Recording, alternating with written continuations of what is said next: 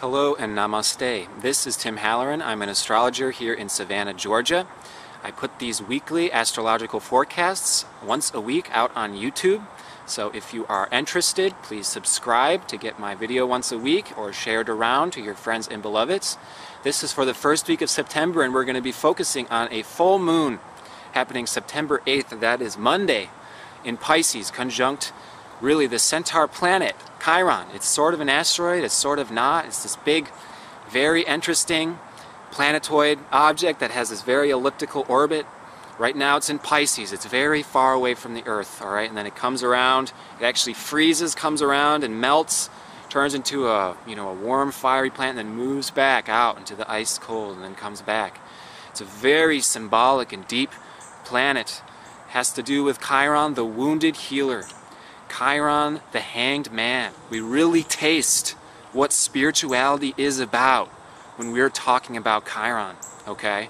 So I'm going to do us all the favor in this report and not sugarcoat anything. I mean, it's kind of funny. One of my friends this last week said, you know, Tim, I stopped watching your videos. They're too accurate. And I took that as a compliment, of course. But what I think he's really getting to is, I have the flavor of a bhakta in these videos. That means that I really enjoy getting into deep, subjective, personal, emotional stuff. Even if it's negative, even if it's uncomfortable, it's still emotion, it's still flavorful, it's tasty, it's full of flavor, all right? When we're talking about Chiron, we are talking about unconditional love. And unconditional love is that which has within it all flavors. That means the whole spectrum is contained within your essence, and your essence is unconditional love. Us being made in the image of God means that we are in our core, in our essence, we are unconditional love, okay? And unconditional love defies mental logic. It defies egoic logic. It defies the logic of I, me, mine, of mine versus yours, of nation versus nation, of culture versus culture, of I'm fighting for my survival versus the rest of the world. None of that is included or really there in unconditional love. Unconditional love disintegrates and breaks down all of these false notions, all of these false securities can be broken down. And when we're talking about a full moon conjunct Chiron, we're tangibly experiencing what this breakdown is about. What is the wounded healer? What is the hanged man? The hanged man is the man on the crucifix. Yeshua was a living example, was a living story of what Chiron is. And of course, for those who study all these different cultural stories, we start to find this story of Chiron, which is the Greek Yeshua story. In all of these different cultures and all of these different ages and all of these different traditions, because it is the story of us. It is the story of me and you, the human being who has taken form, who has taken on an ego, who has fallen down and forgotten our essence, and then through the process of the crucifixion, through the process of breaking down our egos, has rediscovered our soul essence, that which is selflessly serving the entire universe through unconditional love. Unconditional love is where it's at this week, all right? And what we can see bringing about these kind of things is not what is comfortable for little me and you in our solar plexus, in our ego, to be experiencing, okay? Because as we go through this process of becoming the shaman, of becoming the healer, this requires the breakdown of the little individual me that actually gets in the way of that unconditional love flowing naturally. When we are getting back into our original constitutional position, we are like a fountain of unconditional love just flowing, and it spills onto everyone and everything. And it is only our own self-notion, our own concept of what is good and bad, of what we should be or what we shouldn't be, blocks that unconditional love, all right? And these egos, they go really deep. None of us can really feel bad about having them. I have a tremendously huge ego, and let me tell you, as we go through this process of having this ego break down, it does hurt. There is pain. There is suffering. It's not necessarily what you would consider fun, like party hats and little sound makers and these kind of things, all right? But what it is, and what I love to talk about, is the fact that it is just so flavorful and so tasty. And there is so much hidden within the story of the tragedy that leads us to a place that is beyond tragedy, that leads us to a place of raw, undiluted beauty. Okay? Within beauty is happiness and sadness. Within beauty, these emotions are all present. That is what beauty is. Beauty is everything is present. The full spectrum is present. The full spectrum of human emotion through relationship, through drama, through experience is there within beauty, within love. If we were to pull our consciousness all the way out from the perspective of looking at the entire macrocosm creation, we would behold beauty and love. And within that beauty and love is every single experience, every single romance, and every single heartbreak is there within beauty. Heartbreak is within love. Romance is within love. When you love someone, your heart breaks for them because you care for them so much. You don't want any ill experience to befall them, ever. You don't want them to die. You don't want separation. We don't want to lose what we are so attached to in our hearts.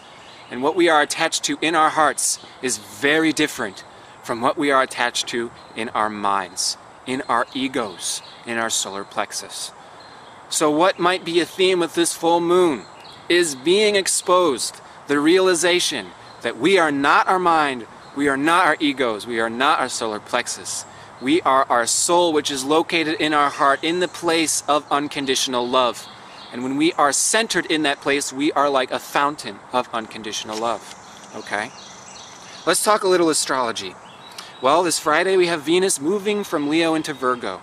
This is our relationships kind of taking a switch here from being focused on, center stage. We're showing up with one another. We're making each other stick out. We're, reaffirming each other's individuals, which is all very nice and good. But then it leads us into Virgo, which is we start doing the work together. We start leading each other to serving one another. And it becomes less about showing off my relationship. I feel great. I feel comfortable. I like when my relationship is viewable by other people. I like to be reaffirmed by others in my relationship. I like that my relationship reaffirms my individuality. This is much of what we've been already going through the past month, is having this very interesting process of seeing our own individuals, seeing our desires, seeing what desires are going for us, what's not, and trying to change these things as we align with our real soul essence. And as we do this, relationships become less about what can you do for me and more about what can I do for you. And this is Venus moving into Virgo tomorrow. Okay? What else we got going on? Well, around the time of this full moon, and this full moon is going to be in a grand trine between the asteroids Vesta and Juno, as well as Saturn. It's going to be in the mix, okay? This is, again, relationships is a very key part of what is taking us into this ego breakdown. And this is a very important point that I do want to stress in this video. As spiritual aspirants who are helping one another get into our soul essence, being the shaman, the healer, that place of unconditional love where it's not about us, it's about how we are serving, how we are helping, what can we give and give and give. We can be bringing up each other's wounds. Chiron is all about wounds. He's the wounded healer. All right, when I read an individual chart, I place very heavy emphasis on Chiron. Chiron is this place, oftentimes in childhood, where we first experience this original trauma that is a reflection of the wounds from past lives, which is why it goes very, very deep. This is where we have been strung up and crucified, and each of us has. And this is why Yeshua says, you are all in my likeness too. You must all take up your own cross and follow me. Yeshua is the head shaman. He was showing us what shamanism is all about. And what is shamanism really about is going into darkness, going into the wound, going into the pain. And you sit there and you submerge into it. It is not about escaping pain. It is about seeing, this pain is a part of the beauty of unconditional love. And when I go back where I'm seeing the entire macrocosm, I can see the beauty in that pain. I see how tasty and flavorful that pain is. I see how that pain is connected to such a profoundly beautiful story. Such a high level, such above where most people are, out of the league of most people, that it is reserved for the very few chosen people who want that taste, who desire that taste of unconditional love. Okay? So what we do is we go into our own wounds, and when we look in the individual chart, we can see that Chiron can wound like an actual different place in our body. Someone's solar plexus can be wounded, someone's heart can be wounded, someone's sacral can be where Chiron is. And that is where we have this sort of eternal wound, is what it's called. Chiron in the Greek story is this centaur who has an eternal wound. And so he is searching everywhere in the universe for the medicine to cure this wound. And so he is a master of herbalism, a master of medicine. He is the master astrologer. Chiron is the one who founds the first school of astrology in ancient Greece. Profoundly intimate, important character. He inevitably even replaces Prometheus on the rock, who's getting his spleen constantly re-eaten out by the raven. Chiron, out of his unconditional love, being the Jesus-like self-sacrificial character, replaces Prometheus on the rock and says, I love you so much, I would rather experience your pain than have you experience it.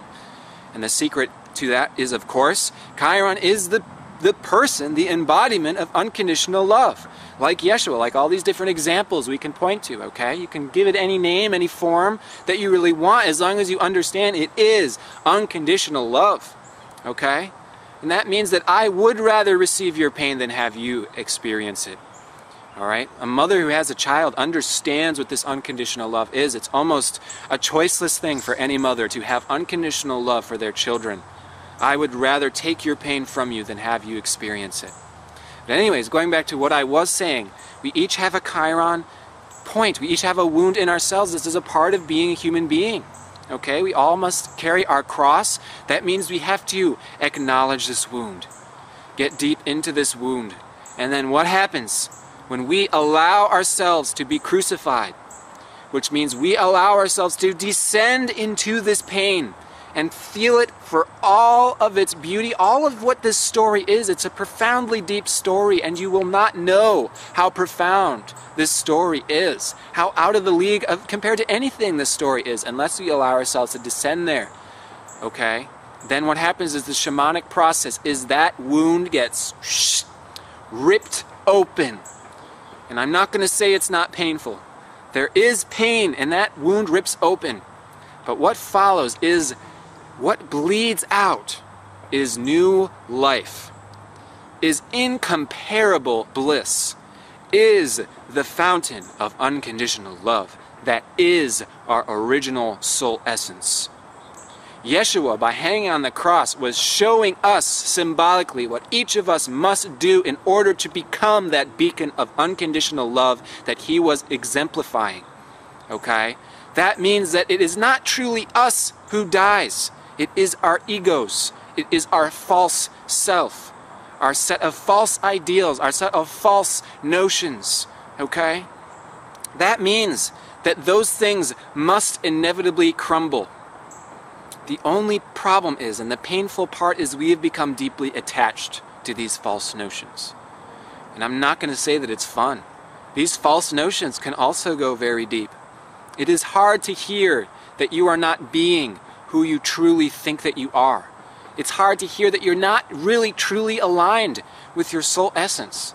So as much as some of these words may not be easy to hear in this video, it's sort of to prepare us and to accept the best of what words, what situations we may not want to hear this next week during this full moon, but is the best medicine for us.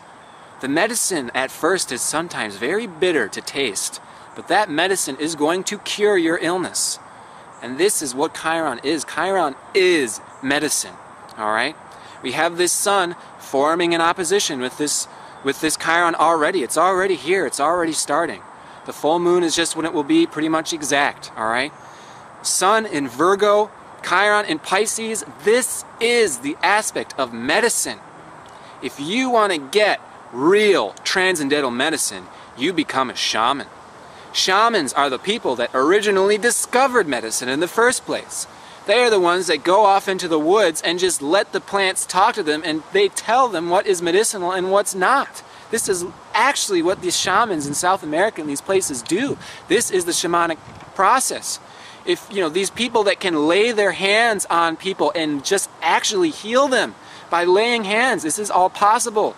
They have gone through the shamanic process. They have already gone through the process of getting into this disintegration of ego, this painful ripping open of the wound, and then unconditional love spills out. And what it means is by getting into pain, you can empathize with other people's pain. By being ill and then healing ourselves, now you have the capability to heal other people. This is the story of Chiron. Chiron has an eternal wound, so he searches the entire universe for all the medicine. Thus, he is the master healer. He can heal anybody because he has this wound that through which exploring his own wound. He did not try to avoid it. He did not try to cover it up with a band-aid or alcohol or marijuana or whatever it might be. That when we start feeling uncomfortable and we start feeling this childhood stuff and I don't want to go there, I don't want to go there, it doesn't feel good. No, no, no, no, no. We can't even feel bad about our egos freaking out because it's just going to happen. It's part of the process. You know, when you get strung up, we're going to freak out a little bit. There is pain, but just observe it.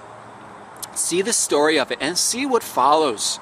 Because trust me, it all pays off 1,000, 1,000,000, infinitely fold more. I mean, it becomes inconceivable. Your notions of what suffering and pain is become disintegrated. Then you become transcendental to everything. I don't care if I'm in heaven or hell anymore because I have transcended my egoic notions of what is good, what is bad, what is heaven, what is hell. I have realized my original position as a fountain of unconditional love. And unconditional love contains the entire spectrum of human experience, of human emotion.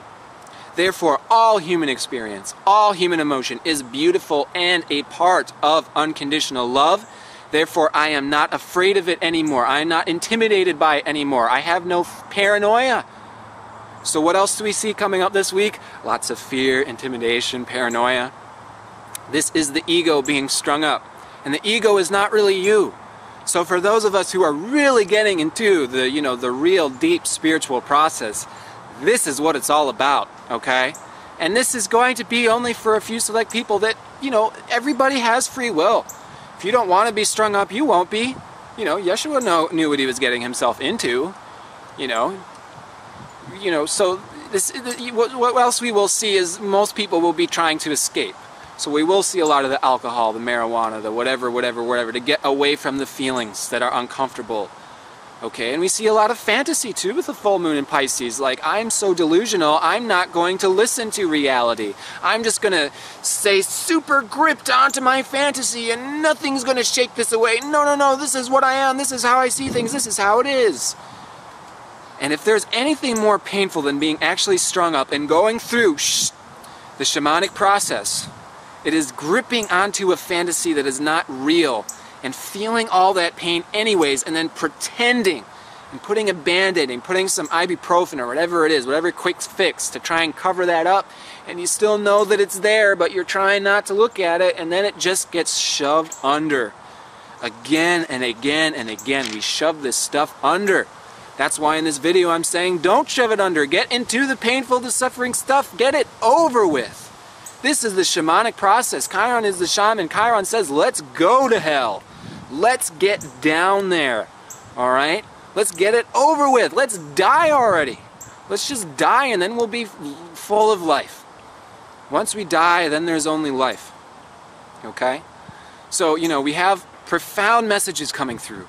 Really listen to these dreams. Next week, Venus is going to be in Virgo opposing Neptune. Listen to those dreams. Do your meditation. Get very, very deep. You know, I even had a dream last night. Me and my partner, Mackenzie. We were going into the underworld. We were going into this haunted house, and there were all these scary ghosts everywhere. And you had these magic axes. And we were chopping these ghosts down, and we would chop off an arm, and it would still be going. We'd chop off the feet, it'd still be going. And we just had to keep chopping and chopping and chopping and chopping until there was nothing left. And then once all the chopping was done, it was exhausting. There was all this Kambaba jasper, which is my favorite stone. and we filled up our pockets and went back home. We came back with much more than what we left with. And this is sort of what we're dealing with this stuff. We're having to hack away at these things. We have a fear come up, we got to chop it down. We have an insecurity come up, we got to chop it down. Paranoia, got to chop it down. It's exhausting, it's painful. It takes a lot of patience, it takes a lot of spiritual strength, which means faith, all right? This is a big faith tester, all right? When you're strung up on the cross, that is the faith tester. When you're about to die, this is all about faith, okay? But then you have your faith proven to you when it comes back 1,000-fold. When you become the beacon of unconditional love, when your ego disintegrates and suddenly you are relieved of the burden of what you thought was, but it actually wasn't. And we cling onto these things and we get super stuck onto these things and it becomes hard and brittle. That's what the actual pain is. The whole ego dying pain thing is even the last illusion. Because our souls are freaking laughing the entire time. It loves this stuff. Are you serious? Our souls love this deep stuff. That's why I love to talk about this stuff.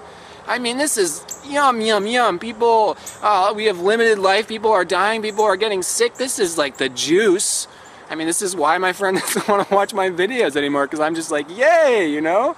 But this is really the transcendental stuff. This is the medicine. Once you get through this stuff, I mean, you're there.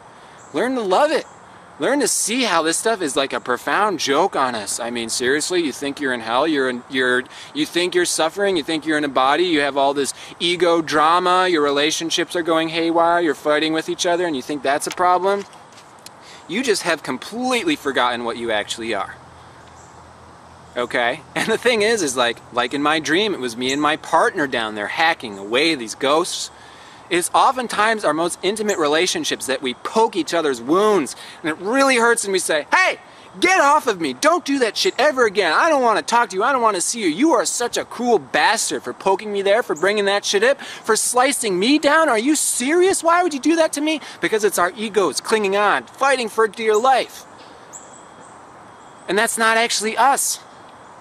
And then what actually happens is it turns out our partners and our intimate lovers and our friends and our family are actually the ones helping us the most by poking those places and being just like, blah, blah, blah, that's not actually who you are. Oh, that really hurts. That is who I are. I swear to God, blah, blah, blah. I'm fighting to survive here. This isn't fair. There's so much drama. This is so pain. How could you do this to me when I'm already down? Are you serious? This is like cruelty. This is just cruel. These are all words of the ego. And we shouldn't say, you know, you're a stupid ego for thinking all that. I mean, this is profound stuff. I mean, give the ego some credit. It does appear very cruel. I mean, we have to take empathy for one another. We don't want to be just like destroying the shit out of other people so much as we don't want that to happen to us either. So we do have to be very delicate around this time. Be very delicate around this time. Everybody's wounds are coming to the surface. Everybody's fears and insecurities are getting purged out. Shamanic process, that means you're purging this stuff out. All of this fear and insecurity and egocentricity, it's usually down here in the stomach. You know, the ancient Jews called this area hell. It wasn't a place of eternal damnation. It was a part of our spiritual, physical, emotional body. And we are physically, emotionally, spiritually releasing this stuff, purging this stuff out. You know, so really get into it. I mean, don't be afraid to go through this process. When we get attuned to this process, when we say, oh my goodness, it turns out when I purge stuff out, it actually just makes me feel so much better. I mean, if I eat a whole bunch of poison, I would much rather vomit that stuff out than have it go through my entire system. I mean, let's be easy on ourselves by, you know, just allowing ourselves to get this stuff out. So don't be intimidated. It's not so bad or as scary as it may come off, you know, the way I make these things, you know. I just want to really express the point that, you know, this is the stuff that really gets us where we want to go, to this place of unconditional love. This gets us to the place where we are just full of bliss and love. Let's just meet each other on the other side, all right? So that was a rant, and I hope it wasn't too intimidating. But I'm wishing you the very best in this endeavor. Don't be feared. Don't be frightened. Be in your spiritual position, which means I can take on anything. I love everything. I am that fountain of unconditional love, and I am going through the process of becoming that. So much love to you and your beloveds. Namaste.